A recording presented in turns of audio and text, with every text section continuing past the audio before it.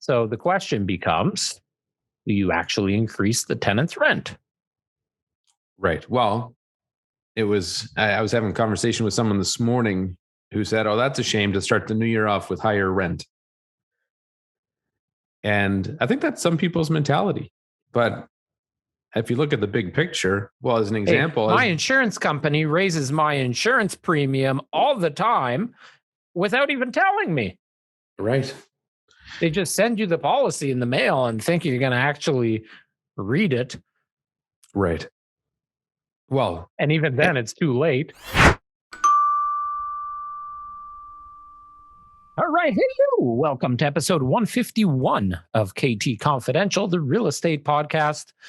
We are your host. I'm Ariel Kormendy. He's Adrian Trott. Today, we're talking about the rent increases for 2022, amongst probably some other stuff, as usual. If you haven't already, please make sure that you like and comment on these podcasts. We do answer all of your comments. If you have any suggestions for future topics, we're also always open to those. And if you want to watch this podcast, you want to see these beautiful faces, you can go to ktconfidential.ca. It'll take you right to the YouTube playlist where you've got 150 other episodes to watch.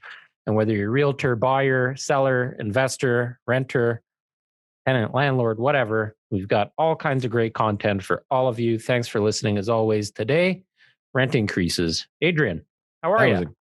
That was an excellent introduction. Thanks. I'm on the ball today. It's Monday.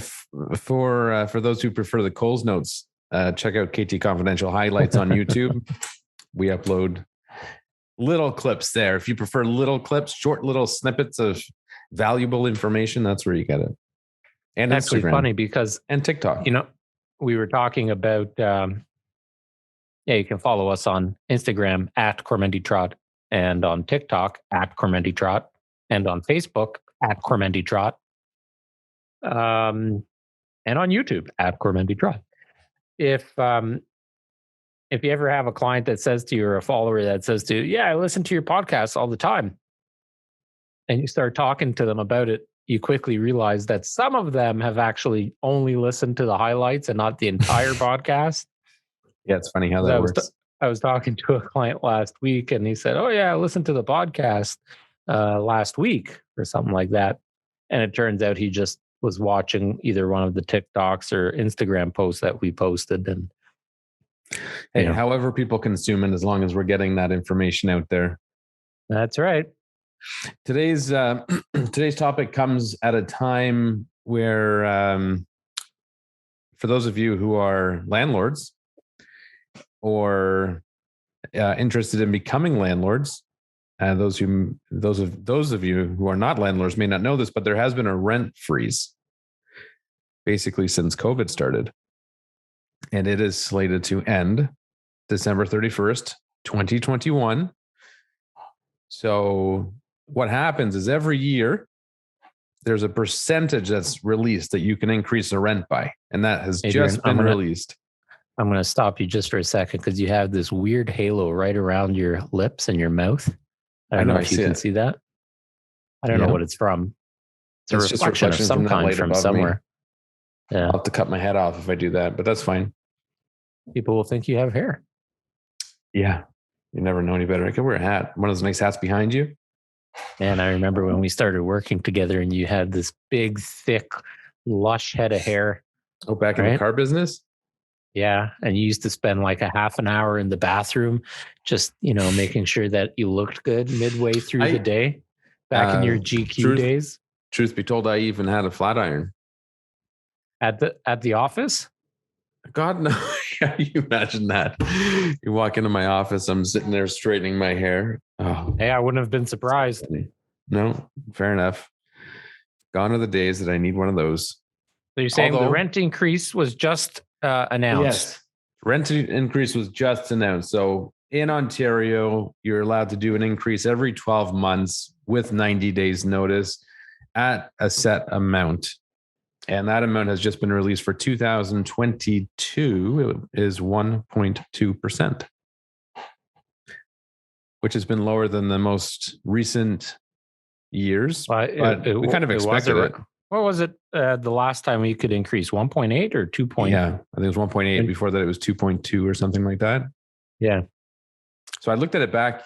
If you go back to the early 90s, it was in the 5 to 8% or 5 to 7% range. And then it's declined over the course of the last number of years. Well, rent has also tripled. Yeah.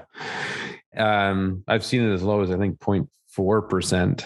But anyway, so for 2022, it's 1.2. So as an example, if your current rent is $2,000, it could potentially go up to $2,024. Now you have to provide the right notice, and you have to provide the right average rent in Halton region and Peel region is in the low $3,000 per month right now. Yeah. Yeah. If you're looking at the overall average, I mean, condos in Milton have gone up a fair bit over the last number of years. But there was a stint where they dropped a bit too. But one of the reasons I wanted to chat about it. One, I feel like there's been a few instances where one scenario is a landlord never increases the rent. They like their tenants, they never increase it. And then years later, they go to sell the property. I had this happen with, we had 2 detached duplexes, purpose-built duplexes. The tenants were there probably 10 years, something like that, long time, never increased the rent. It was well below market rent. And It made it very challenging to sell because the duplexes are likely, when you get a purpose-built duplex, it's likely to be sold to an investor or somebody that wants to live there and rent there. And now you've got tenants in there that are paying next to nothing relative to current market value. And it's a hard sell because if when you're looking at investment properties, a lot of the valuations are done based on the income it generates. Yeah. So, I think, was it our last podcast? Actually, we talked about selling. Last podcast was fall maintenance.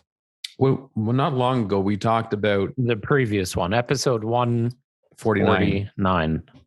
We talked about selling a property with tenants in. So you can't just kick a tenant out or replace a tenant with a new one paying market rent in order to sell it. So I think it's, in most cases, it's advantageous to be increasing the rent when you're able to. The misperception is as well that if a tenant has a lease agreement in place and it passes that time allotment, so let's say you have a 1-year lease, a lot of people think as the landlord after that 1-year lease that you can just raise their rent to whatever you want. Right. Not true. There is a guideline for that. So now you're allowed 1.2% increase with the proper notice. So the question becomes, do you actually increase the tenant's rent? Right. Well, I was having a conversation with someone this morning who said, "Oh, that's a shame to start the new year off with higher rent." And I think that's some people's mentality. But if you look at the big picture, well, as an example, my insurance company raises my insurance premium all the time without even telling me. Right. They just send you the policy in the mail and think you're going to actually read it. Right. Well, and even then it's too late. Well, I mean, so most people know that you and I live in Milton. So looking at Milton as an example, in 2021, property taxes increased.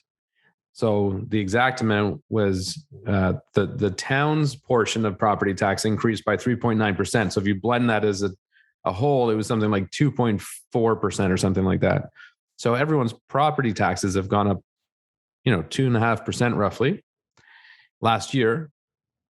And now the landlords are able to increase the rent by 1.2%. So they're still half of the... Doesn't even cover the increase on the property taxes. No. So they're still coming out behind from that perspective. Yeah. Although, I mean, mortgage rates are super low. And, even if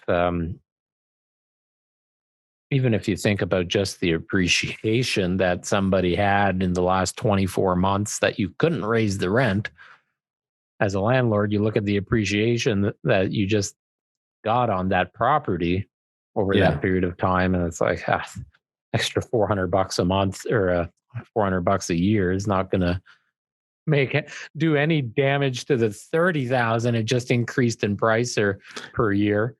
Right. But, come the next 12 months, you can't do a retroactive increase. So you can only do it at the times you're allowed to do it. And one thing to take into consideration, though, is this morning there was, for our rental property management company, KT Property Management, there are 3 properties coming due that will be available, that will be able to increase rent on come January 1st. So part of that process is also determining, if we do the increase, what does that make their new rent relative to market rent? Because even though you're allowed to do the increase, does it make sense to? And in one particular case, doing the increase, actually their current rent is slightly more than average market rent.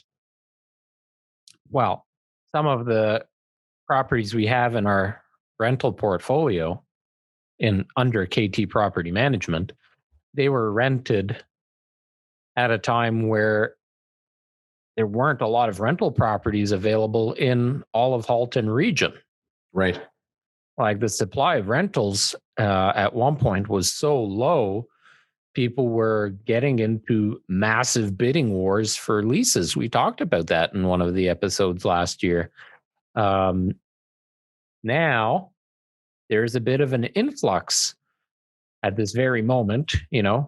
We're into October now, so that's crazy. Into October, with 130 available rental properties in the town of Milton, which is the highest that it's been, more than 130, highest it's been probably forever. Right? Yeah. So no bidding wars really happening unless it's something fantastic and super cheap. But so the market is feeling a bit of the effect, but the rent is still higher now than it was 2 years ago. Well, not in all cases. There was like this one particular property I was looking at had a rent of about $2,000 a month, and the average rent for that now is about $1,950.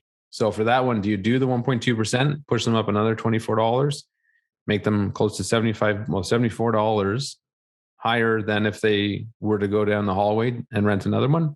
Probably damned not. if you do, damned if you don't. If you do, you are, as the investor, you're protecting yourself long term, because if that tenant wants to stay long term, again, if you go back and listen to episode 149, if you're interested in that whole tenant landlord relationship, but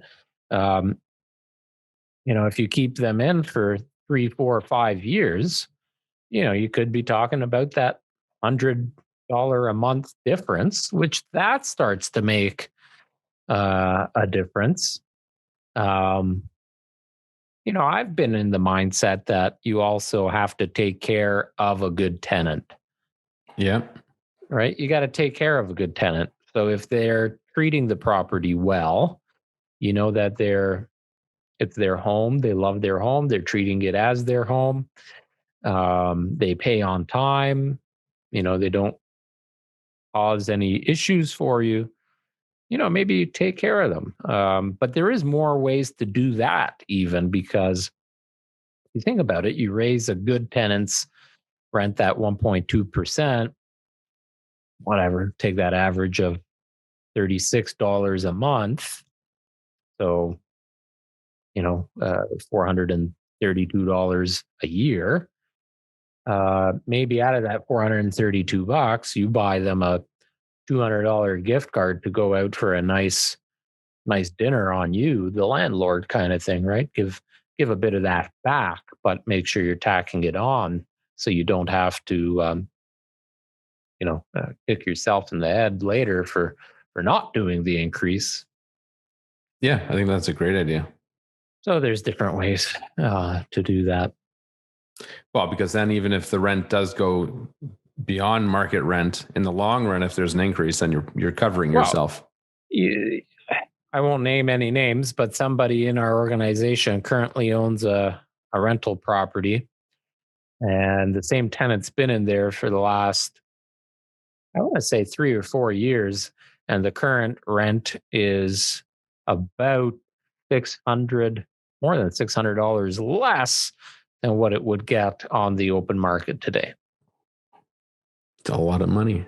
That's a lot of money. So, make the bleeding stop, not stop, but slow the bleeding down a little bit by protecting yourself with those monetary increases every year. The other thing I wonder is if these tenants are aware of current market rents too, because you think then as a tenant, if they're not on top of that, and then they have to move because of whatever reason, the owner sells the house and the new owner wants to occupy it, have they budgeted for that increase? Because let's say that person leaves because they have to, we'll say, and then they're forced to find something else and they have to move down the hall to another condo for $600 a month more than they were paying. That's a big blow. So it would be interesting I'm curious from a tenant's perspective, if they stay on top of that and if they have an understanding for how much they're paying relative to what's current going rate. Can you imagine that? I mean, most people can handle a $20 to $40 increase every 12 months. I mean, God knows in commercial real estate, we're paying more than that of an increase every year, significantly more. But getting a hit with a $500, $600, $700 a month increase all of a sudden, ouch. That's got to be tough. So if you own a rental property and you want to provide the proper document to your tenant, well, you have to provide the proper document to your tenant. It's got to be all signed, sealed, delivers at least 90 days prior to the rent increase. And it can't be anything less than a 12-month period between the increases. So you can't double dip, so to speak, in the same year. The form it's called an N1. I'm pretty sure you could Google N1 form Ontario and it'll come up, and it's a very simple, basic form. Well, the Landlord Tenant Board website's pretty easy to navigate. They have a list of documents for tenants, a list of documents for landlords. Very straightforward. But they are very particular about making sure the process is followed properly. Yeah. So keep a record of everything you do. And there are some things that can be some notices that can be provided by email, and then some that cannot. And rent increases, as of currently, cannot. If you hire AT Property Management, we take care of all of that for you. So a little plug there for our property management company. I wonder if we are going to see a shift in rentals now. Do you see that happening? Because I see it a bit. How so? Like the inventory going up or down, or what do you mean? There was a period of time where there were a lot of investors, and all these investors bought up property to rent them out. But why is there so much inventory right now? Like, something's got to give. Like, there's a reason there's a lot of inventory everywhere right now. Is it that these people are buying? Is it that they're just spread out more, which is what I tend to believe? You look at downtown Toronto, there's tons of people fleeing downtown, right? Like, they don't have to go into the office anymore. And they're saying, well, screw this. I'm not spending $2,000 a month on a 1-bedroom condo anymore. I'm going to spend that $2,000 on a little townhouse or whatever. Yeah. Well, actually, Toronto's an interesting market because last year market rents plummeted. And I know of some people that had to One particular person I was speaking with is a real estate agent at a rental condo in Toronto, and he reduced his tenants' rent by $500 a month, from $1,800 to $1,300, because otherwise the tenant was going to leave, because there were so many options available. That probably would have been a good time for us to like snatch up a dozen rentals and then do an Airbnb thing in places where you're allowed to. Yeah, but during COVID, not a lot of condo buildings allowed Airbnb. No, for sure. Would have been and a lot of bylaws actually didn't allow for still don't allow for Airbnb. You got to very be really careful with Airbnb, because I think there's going to be a lot of legislation and bylaws that are passed or added in the next not too distant future, where you're going to be extremely limited, even for cottages and cottage country. Well, there are some townships that do not allow it. Yeah. So you need to be working with a realtor that can advise you of that, because if you're going in to buy a cottage or any property with sole intentions of doing short-term rental, you may be sadly mistaken and learn that you're not able to after it's too late. Yeah. You learn the hard way. Well, my friend in Victoria, he has a coach house kind of thing in the backyard. He's got a separate house in the backyard that he rents out. And the rules there are minimum 30-day rentals. So depending on where you're buying, the municipalities do have requirements around this. And a lot of it's new and changing. So you should be cautious. It's a 30-day rental for the price of a 3-day rental, but you can only stay for 3 days. How's that? Yeah. Episode 151 of KT Confidential, the real estate podcast. Leave a comment. Want to know what you want to hear in future episodes. Today, we're talking about rent increases for 2022. I think we covered most of it. If you have any questions or comments, leave them below. Or I'm curious if you have, or if you were to have a tenant and it came that time of year where you were allowed to increase the rent, would you choose to do so? If that tenant was a good tenant, what would you take into consideration? I wonder what percentage of our audience owns a rental property. There's poll number 2. I want to know who. I'm always surprised. Like random clients always say, "Oh yeah, well, we've been thinking about it, or we've tossed that around for years." And some of them say, "Oh yeah, I got a rental property in Fort Lauderdale." I'm like, Where did that come from? Why didn't I know this? Or whatever. Rental property, wherever it is around the world. Well, you know how many people are just sitting on the fence? There's tons of those. Actually, we have a client now who's going to be selling soon, and they are selling just to cash in. They're going to sell. They're going to be sitting on probably $1 million, I would guess. I don't know if you remember. They're going to reinvest that. You'll remember who it is. You remember the guy that complained about our street party? And then 2 years ago, yeah, of course. Yeah. He was calling us a jackass and all these nasty things when we knocked on his door. Yeah. Slammed the door in our face. He slammed it on me a couple times. Yeah. Yeah. Slammed the door in our faces, told us that our charitable street party that we held in the neighborhood, where all the profits, everything went back to the local Oakville Milton Hospital Foundation, or the Milton District Hospital Foundation. And he called it a guise and a hoax, or I don't remember, but it said all this stuff. And then a year and a half later, hired us to sell his house. Yeah. Anyways, hey, you know what? There's a lot of why they sold. They sold to cash out because it was in 2017. Oh, right. Yes. Right before all of those changes and announcements. And there was a dip. So technically he was right. They sold at the peak. Yeah, I had somebody do that too. And I think we sold it for almost 900,000. And Chris had a listing appointment on that street recently, or a client that has a home on that street, and we're going to have to sell it. And I was just curious, so I went back and I did a market analysis. So this is now 4 years later, 4.5 if you want to be exact, of what that home would be worth.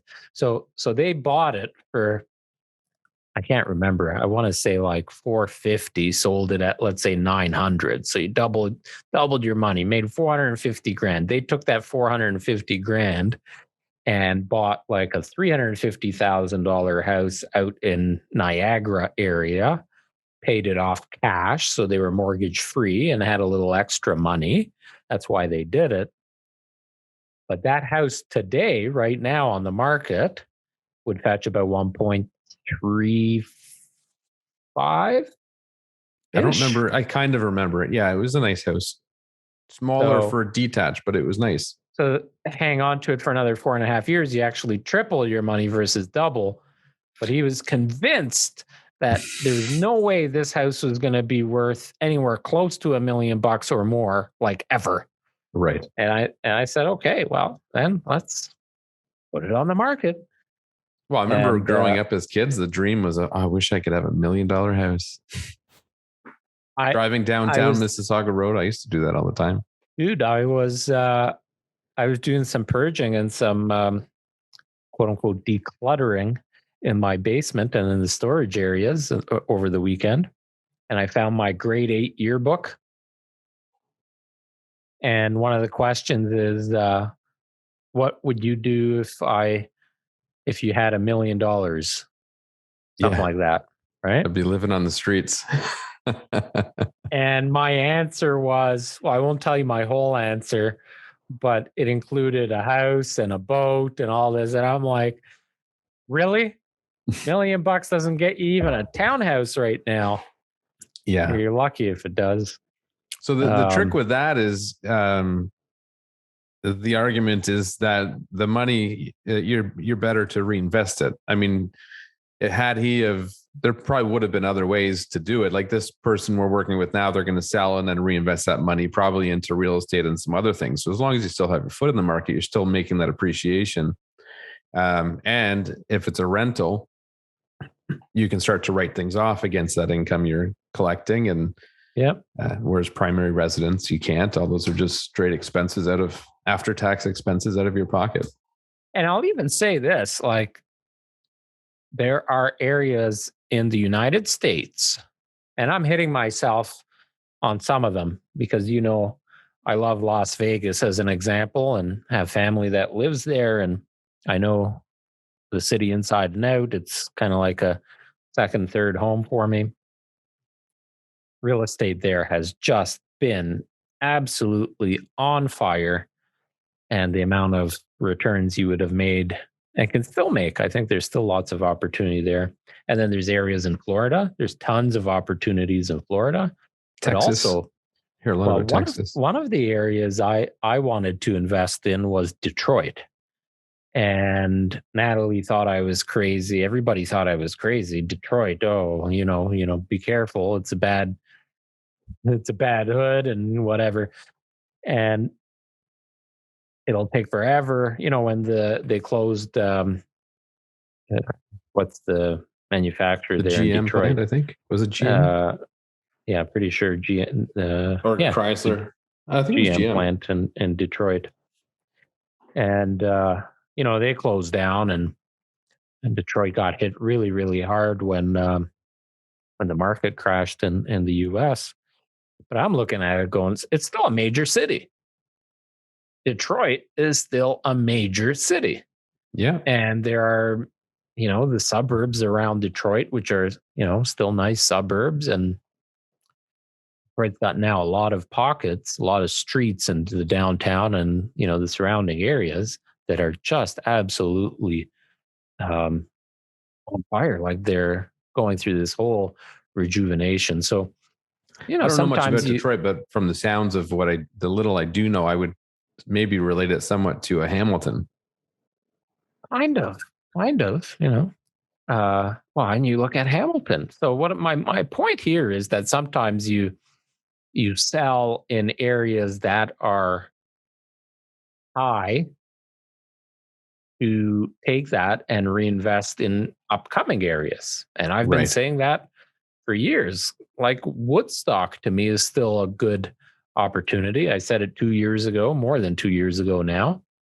And look at what Woodstock's been doing. And I still think there's a ton of room for opportunity. I love Grimsby, and these are areas where I think there's going to be great appreciation. People, when I said, 14 years or 17 years ago that I was going to work in Milton, they thought I was crazy. Yeah. And then when I bought a home a few years after that, sold the place in Oakville to move here, they thought I was nuts. I told you, my friends used to come and drive up Brawny Road there, or Brawny Street, and would be like, "Hey, you moved to a fucking farm?" That's What do what you it mean? was. What do you mean? Well, all I passed was cows on the way here. Yeah, well, sometimes you gotta do that to advance your real estate portfolio. It was a good move. Yeah. Yeah. Anyway, I don't know what's going on in the rental market in Milton. Lots of inventory available. Not so much in Oakville. There's a lot available. Not Well, so much in the in Milton, one of the big things is there's half a dozen new high-rise buildings and mid-rise buildings that have gone up, right? And and I would guess a lot of new 50% of construction those in are, general, yeah, and I would guess probably 50% of those condo buyers are investors which scares the based on hell what out we of see me. in town.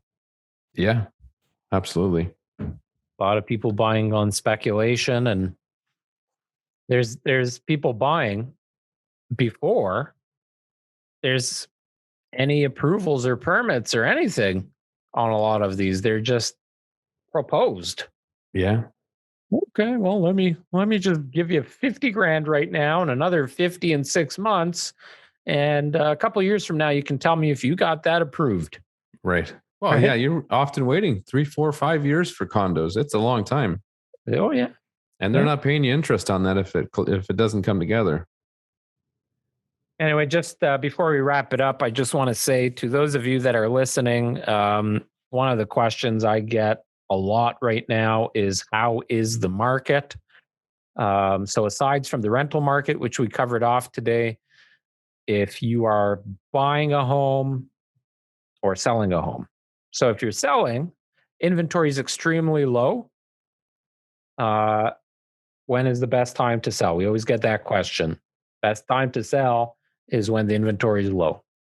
So inventory is really low now. I anticipate it will stay low until March, April. I think we're going to see the next 6 months is going to be a battle for buyers, and pretty solid for sellers. Not a lot of inventory in Halton and Peel region, Hamilton region, same thing. The Guelph and Cambridge, Kitchener areas, not too different. Woodstock, not too different. So all of the areas that we recommend buying real estate in are very short on supply. As a buyer, you just have to be ready to go and seek opportunities. So we've talked about it in the past. Don't seek out the home that everybody else wants. You got to look for some of the duds, instead of the studs. And there's a lot of duds. There's a lot of duds. There's a lot of duds. Not a lot of them as a whole, but there's enough. There's enough out there, right? Because let's say if there's 100 listings, probably 50 of them are what we would consider duds. They're not prepared properly. They're not staged. They're not clean. They're not photographed well. They're not marketed well. They're on the market for an extended period of time. Even the price might be high, whatever it is. If you're looking for, I'll do some chest pounding here. If you're looking to buy one of our listings, and you're looking for a deal, or you're looking for it to stay on the market for 40 days and shave thousands of dollars off the price, well, you're probably getting into a bidding war, and you're probably It's probably going to sell really quickly. There are a lot of homes out there that are represented well. So those homes are selling quickly. Just make sure you got a buyer that, or an agent that knows the market really well. That'll help you. But great time to sell, and still a good time to buy. So it's a weird balance in the market at the moment because mortgage rates are still super low. People moving all over the place. Funny. Well, we're heading to the time of year now where we're starting to see more activity. It's typical of the fall market. So, well, now kids are back in school, into the mojo. Families getting back into their routines, and still an opportunity to move before Christmas if you hurry, if you want to. Actually, that's a good point too for people considering to sell now. We are starting to see, we are starting to see 2022 closings. Yeah. So if your plan was to get a closing into the new year, it's happening already.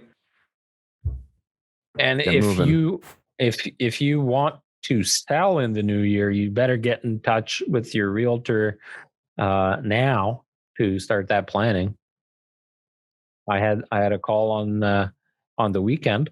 Somebody wants to list their home like right away, and I'm looking at it going, okay, well, I'll do my best, but we are fully booked, so I'm doing you a favor here and kind of squeezing a last minute one in. And the big thing with that without too is shortcutting the process, right? That's the thing. Anyway, that's my little ad for today. Was just talking a little bit about what the market's doing. Market's great. Real estate's good. Prices are up. It is. Inventory's down. Love to answer any questions you have. Thanks for tuning in. Episode 151. As Ariel said, make sure if you're listening to this that you're also subscribing, show some support, drop in a comment, let us know what you want to listen to, what interests you, and we will discuss it in an upcoming episode.